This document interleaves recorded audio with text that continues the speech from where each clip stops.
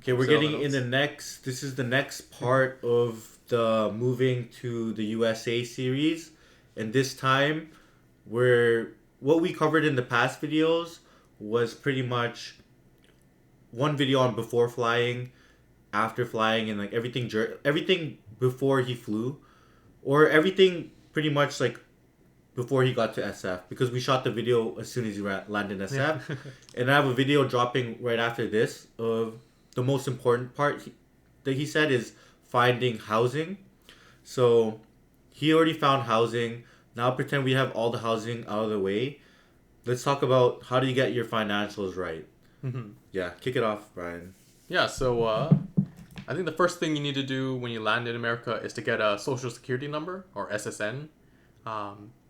So one mistake I made was that I flew in on a Saturday, and the SSN office does not open till Monday at 9 a.m. So I was like kind of doing almost nothing Saturday, and Sunday I was doing viewings, right? But then Monday is like when all the stuff opens up, right? So I would try to time your flight to be like when the SSN office is open. So I think they work from like 9 to 5, 9 to 4. And come in on like a weekday. So Monday, Tuesday, Wednesday, Thursday, Friday. What about a Sunday? So you can like land and get your stuff. You can do ready. Sunday too if you don't want to like be like on the dot. Yeah. Right. I think Sunday's good. Saturday, I also just use that day to relax, so it's not too bad. But number one is like get the SSN. You do this by either apply online or you go in person. So I would actually apply online, and the problem I kept getting stuck on was that you need an address, right, so that the office can send you the card. So I should have just used like a friend's or family address, or like even my work address. But I was like kind of delaying not applying online. But when I went in person, they're like, you need an address anyway. So turns out, you always need an address. This is why finding the place is number one, right? If you have a place, then you can send the SSN or just borrow a friends or families or work.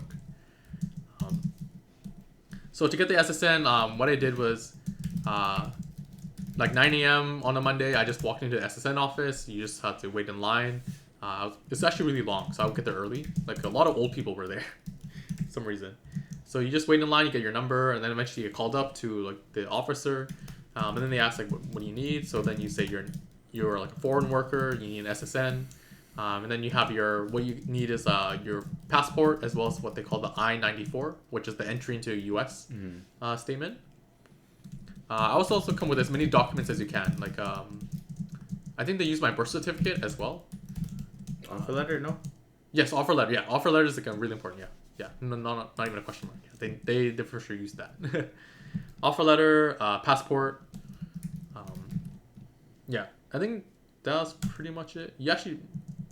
Maybe not even birth certificate. I have my driver's license. They took all of it, but I'm not sure. You brought your birth certificate? Yeah. Okay. Driver's. Yeah, just bring as much as you can. Yeah. You need what's called the I-94. Yeah, I-94. That says that's like an immigration of why. Of what you're doing, in America. So those are tips come on a weekday during the office hours. Have all your documents, like passport, I-94, or whatever like visa you have as well. Like even this, just check the website. Don't go for what we're saying because maybe we missed something. But go check the website and figure out what you need to bring. Yeah. And go early because what Farzan said, they also do retirement benefits. So maybe that's why the line was long. Yeah. You could apply online. Okay, what else on the SSN? Not too much actually because it's not too complicated. You got it easy. And then. Yep, so the process was pretty easy. She didn't ask me any questions or anything. Just hand all the documents, say what you need. And then have a phone number, preferably, and then address for sure. And then they'll hand you a sheet saying that the SSN will come within like 2 weeks. So once you get the SSN, then you can start setting up like all your proper banking and as well as let your employer know so that they can file taxes properly. Right? So SSN should come in 2 weeks. If it doesn't, then you have to go back to the office and then ask them what the number is. So they will never give the number on the spot. I was mistaken. I thought they would give it, right? Yeah. But they actually don't do that. So still without an SSN. It should come in 2 weeks in the mail, and then once you have that number, that opens up the credit card for you, employers, and like generally like a lot of the social benefits as well. Yeah. Not too much to it. So that's like the SSN side, I would say. Then we can jump to like the finance side now. Yeah. What? Okay, just explain what a SSN is and why people if and why people need it. Yeah, SSN is like social security number. So this lets you like work in the U.S. and this is how like the government tracks you throughout like your tracks like your government benefits they apply to you. So this includes, for example, retirements, health benefits, and then like credit reporting follows this as well. Yeah. So that's why it's like an identifier for you for the government. Yeah. Yeah, it's like a unique ID to you. Okay, now that you have your SSN, let's talk about that's like table stakes stuff. Now let's talk about finance. What did you want to get to related to finance? Yeah, just like to bring it back, you should bring like quite a bit of cash to America. You need a lot of cash. Like I would recommend between 5 to 10,000 USD. So you need this much just to do a damage deposit or security deposit for a place, right? As well as pay first month's rent. And then you need a bit more to budget, like Ubers or like taxi or whatever you transport, as well as food. So whether you like buy food or like eat out a lot at restaurants. Yeah. So I saved money. I just bought a lot of like frozen food, and my hotel had like a microwave, so I just heated it up there. Otherwise, you could just eat out at restaurants every day. Like there's a lot of good restaurants here. Yeah. Right. You just gotta find some way to eat and some way to stay.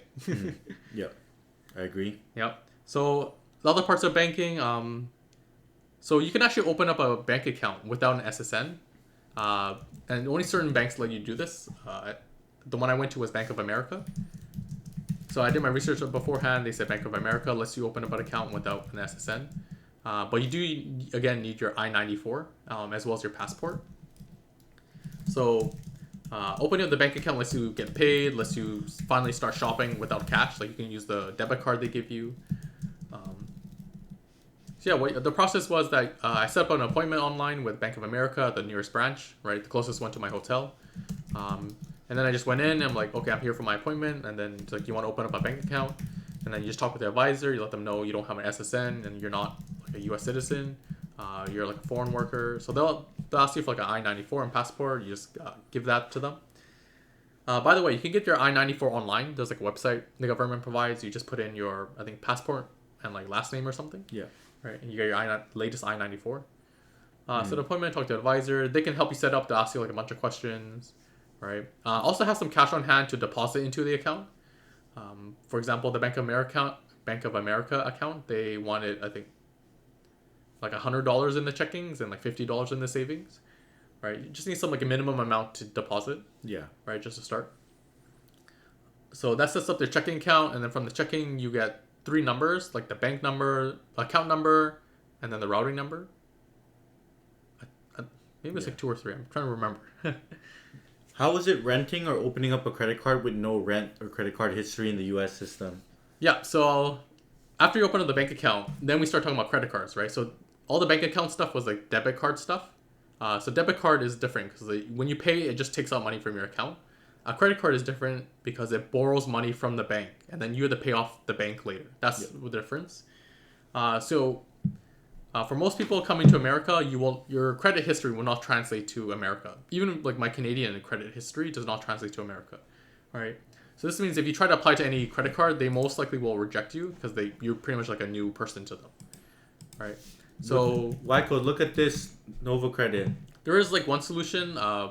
So for example, Amex does allow like a transfer system for credit score, but that's only I think for Amex products. For Visa, MasterCard, that this doesn't apply. So the only solution then, like what I had to do, is open what's called a secured credit card. So the way that works is you put a deposit into the credit card. For example, I did like 500, and then when you use the credit card, you're pretty much borrowing against yourself. So this lets you build up a credit history without any history in the U.S. system.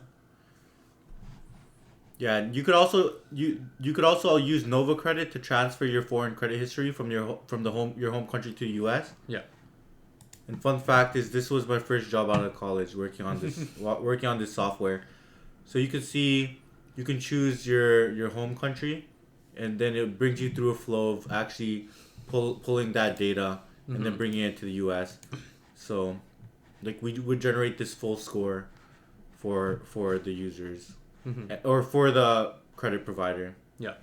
Now let's say open up a credit card, which is I think way much better than a debit card. For example, a lot of the bills like phone bill, utility bill, electricity, and like internet bill, they actually prefer credit card over debit. So like sometimes I would put in my debit card and they would just straight reject it. So having a credit card is extremely useful here. Not necessary, but like extremely useful. Mm-hmm. Right. And the process to do that is to, I would do it at the same appointment as when you set up the bank account. In fact, the mistake I made was I didn't have enough cash on hand to do the secure deposit, right? But I would just do that one go. Go to the bank account, tell them you want to set up a bank account as well as credit card. Do the bank account first, right? And then you'll get a debit card. You won't get it the day of, like they'll mail to you after a week. Mm-hmm. But then also set up the credit card at the same time. So open up the secured credit card, deposit some amount, like maybe a few hundred. I see. Right. Okay. And So then open up regular debit. Yeah. And that's how you get paid. Yeah. So what credit card did you get? Just another Bank of America card, just the rewards card. And you got it all in one go? Like I was about to. I was about to. I just did not have enough cash to open up the credit card. So I had to come really? back the day after, like another day. Yeah. Okay. Yeah.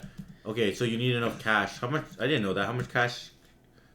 I'll recommend a few hundred. So a good amount would be like maybe 200, 300. It depends how much you spend because whatever you use on the credit card, you need enough cash to bring with you. Right? Oh, okay, because That's it's a secured card? Yeah, so you're borrowing against yourself. Yeah. Yeah. Oh, so it's not a real credit card. It's one of those like cash cards. Or like, In a way, yeah. Yeah. Kind of acts like that. yeah. Yeah, and then eventually, like they said, after 3 months, like you have enough like good history with them, you'll get your deposit back and open up like a proper credit card with a credit limit. Yeah. I see. Yep. Yeah, she's Nova Credit, man. Uh, That Amex. yeah. Any downsides to using it? Downsides using Nova Credit? Yeah, to get your... I don't think so. I just it's one thing I haven't looked into, but probably add a note that Okay. Nova Credit is probably pretty useful for doing this. What else you got? For finance, setting up a bank. Any banks that you think are better than others based on what your research? Seems like all of them are pretty decent. It's one thing I didn't know is that America has a lot of banks. We're talking, like, the main banks are like 10, right? And that's very different coming from Canada, which has like 5 to 10 main banks. Right? America has a lot of banks. Bank of America is good because you don't need SSN to open an account, right? Here's some good things about like Chase as well. Just research like the big banks in America and eventually open one. Why? I have Wells Fargo's for the last 4 years. Should I close mine? Someone in the chat said don't do Wells Fargo's. Maybe. I'm still learning about America. All I know is Bank of America has been good so far. So Yeah. that would work for me. The only other thing is to also notify the banks from your previous country. So for example, I come from Canada and you want to notify them because like if they start seeing transactions from like America, right, they may close your account or freeze it thinking like it was stolen. Yeah. So notify banks from a foreign country. Also, if you don't have enough cash to bring to America, another option is to use a no foreign exchange fee credit card.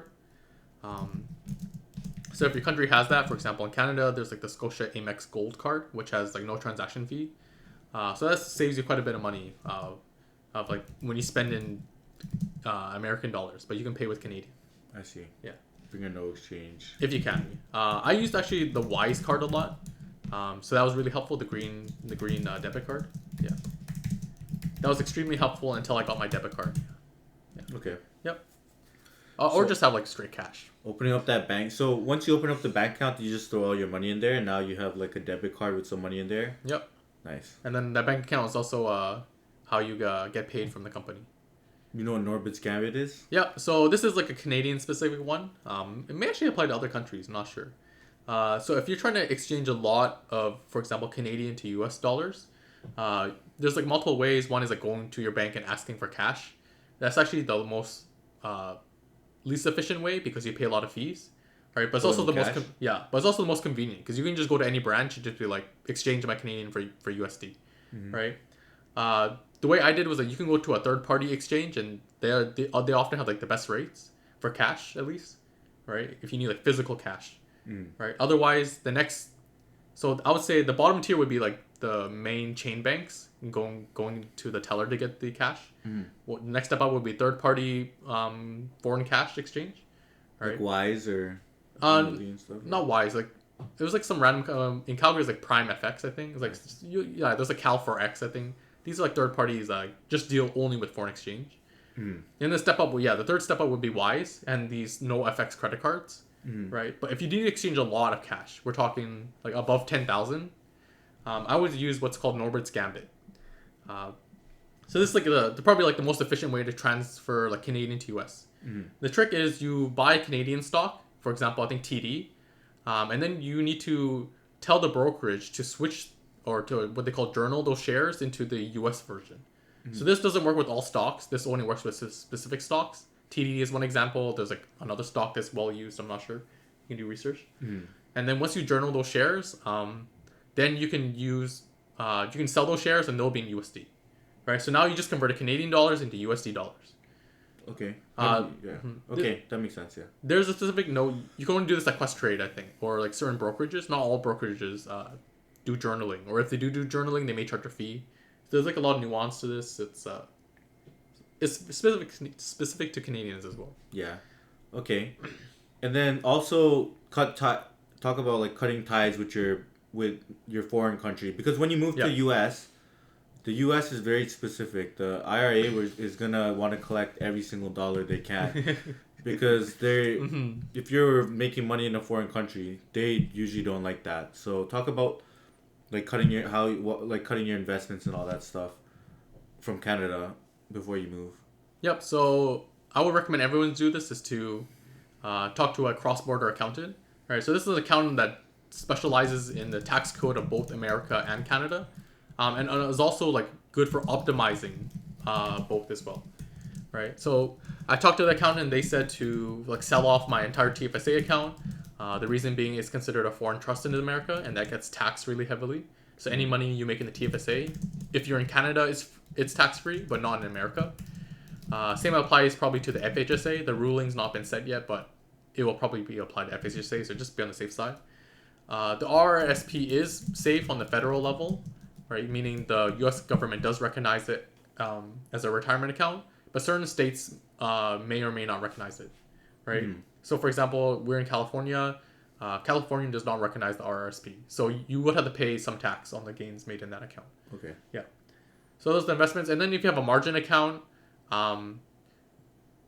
you will also be taxed. You'll be taxed in Canada as well, right? But you also tax in America. But you'll be taxed at like a foreign rate, and it makes things really complicated. So if you want to keep things simple, just sell everything in your margin or cash account. You can hold the cash. That's perfectly fine. In fact, the accountant told me cash is king when you come here. So just sell any investments, but it's free to have. You're fine to have cash. Okay. Only the gains you realize that they're taxing you on? Yeah. So only the gains, but you'll do something called a deemed disposition when you leave Canada. So when you file taxes for the next year, they're going to ask you like, when did you leave Canada? And then they're going to consider you have sold those investments in your account the day you leave Canada, right? So you actually have to pay tax on those gains. It's like you realize the gains. So that's why it's complicated. Even if you don't get gains, you may get dividends from your ETF or stock, right? And those are counted as capital gains. Okay. What else? So yeah, cross-border accountant, get rid of all investments. Cash is king. And then you may have to file, for example, you need to file taxes in both your previous country and your new country. For example, I worked in Canada a bit this year, and then I also am now working in the US, right? So I will have to file taxes in Canada for next year, as well as file taxes in America for next year. So this is where the cross-border accountant comes in. They know how to optimize like a lot of the tax code, dependent on like which country you want to claim as and whatnot. Like taxes are incredibly complicated. I would highly recommend a cross-border accountant. It is expensive, right? To file the taxes for me, it was like for next year will be like a few thousand like USD. Wow, that's actually right? a lot. Quite a lot, but like James you sure said, you want to do that? Well, like you said, the IRS is wants every dollar. Like if you make a mistake, they're gonna charge interest, and if you want peace of mind, yeah, you should not try to DIY this. We'll talk about that later. That's a whole different topic. Yeah. What else on the finance side? Cutting ties with the previous country. you just need to bring a lot of cash here, setting up all the banking system. And then yeah, it's like there's a lot more advanced topics in America. Like even I'm still learning it, so maybe one day like we'll get to that. Like credit card turning in America, Yeah. like how to do proper investing, like the different account types in America, 401k, Roth IRA, like the methods as well, like the backdoor Roth IRA, as well as something called a mega backdoor. Yeah, there's like crazy stuff like what to invest in. That's like a whole nother topic, right? Yeah. These are the basics just to get you started in America. Yeah. Okay, let's see. Let me just look over. Any questions for him? Let me just look over his list, make sure we're covering everything.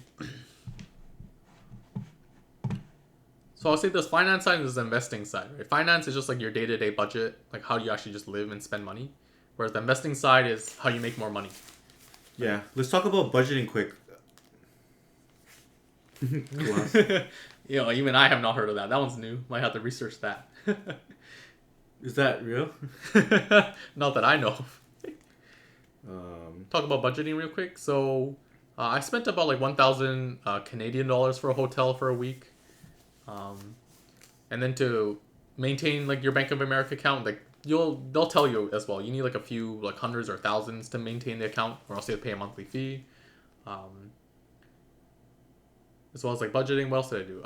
I try to cheap out as much as possible because I'm here like in America to make money as well. Yeah. So I didn't eat out too much. I like went to Costco, bought a lot of like frozen food or like food that you can eat it within a week. So I had like a freezer, like a mini fridge. I mean, in my hotel, I just bought like some fruits and like some pre-cooked chicken breasts and some lettuce. So just ate that for a week. yeah. Right until you get your real apartment. Yeah. I think high level, just things you need to like cut old investments Mm-hmm. before moving to USA. Open up a bank account. Open up a credit card. Yeah, it's called a secured credit card. That's the one where you have to deposit money and you borrow against yourself. And this is pretty much the only way you can open a credit card. Yeah. But it will be very helpful in the long term. You use Novo Credit if you want a real Amex card.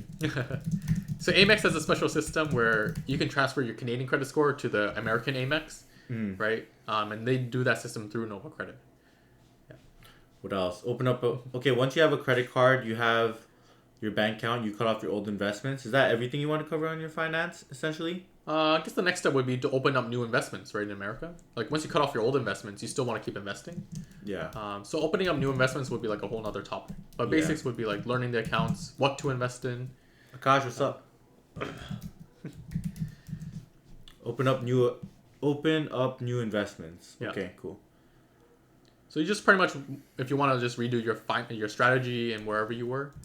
For example, in Canada, I was doing like the Canadian couch potato strategy, right? So I think in America they don't call it Canadian couch potato; it's called like other terms. Yeah. Yeah, I think for my research, I like something called Boogle heads. That's good. I think it's like following some guy called Boogle. I don't know. Is that what I'm saying? No idea who that is. No idea. Yeah, that's like a whole nother thing. Cool. Cool. We'll cut it there. All right. Any questions roll in before we're going to shoot the last part of this series, which is things I would redo and things I did well from Brian's perspective. But, yep, that was everything about finance. I'm going to stop the recording there while everybody